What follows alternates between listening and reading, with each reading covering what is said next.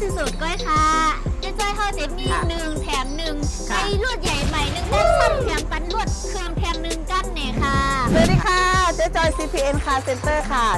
ตอนนี้นะคะเจ๊ก็อยู่กับอีกหนึ่งเคสประทับใจของเจ๊นะคะอันลูกค้ามากับโปรโมชั่นซื้อ1 แถม 1นะคะวันนี้รับไปเลยค่ะมอเตอร์ไซค์ค่ะไปเลย1 คันนะคะเดี๋ยวเรามาสอบถามกันนะคะว่าลูกค้าทำไมถึงตัดสินใจออกรถกับร้านเจ๊ค่ะสวัสดีค่ะชื่ออะไรคะชื่อจินนี่ค่ะพี่ก็รู้สึกตื่นเต้นนิดหน่อยค่ะมาหันรถใหม่แล้วก็ตื่นเต้นนิดนึงค่ะตื่นเต้นค่ะเมื่อในมาซื้อสูตรก้อยค่ะเอกสารน่าจะใช้ยุ่งยากสังค่ะตอนนั้นได้ก็1 ปีน้องใจมาออกยาว1 กันเนี่ยค่ะ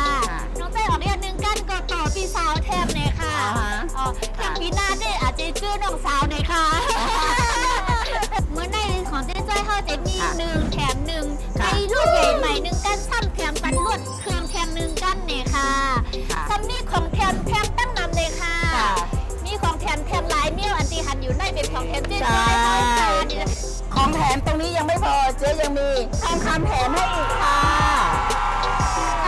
เจ๊เขาแถมจิ้งแจกจิ้งเนี่ยค่ะมีน้องใจเขาประทับใจก็มาซื้อร้านเจ๊จ้อยเท่าไรค่ะได้อยู่ที่สาขา1ค่ะเจ๊จ้อยเขาจะมี3 สาขาก่อนเนี่ยค่ะเนาะเจ๊จ้อยจะมี3 สาขาอันนี้เป็นสาขา1ค่ะสาขามิโจ้สาขา2วัดบุมานค่ะสาขา3ในวันขนเว้งหางโล่งค่ะ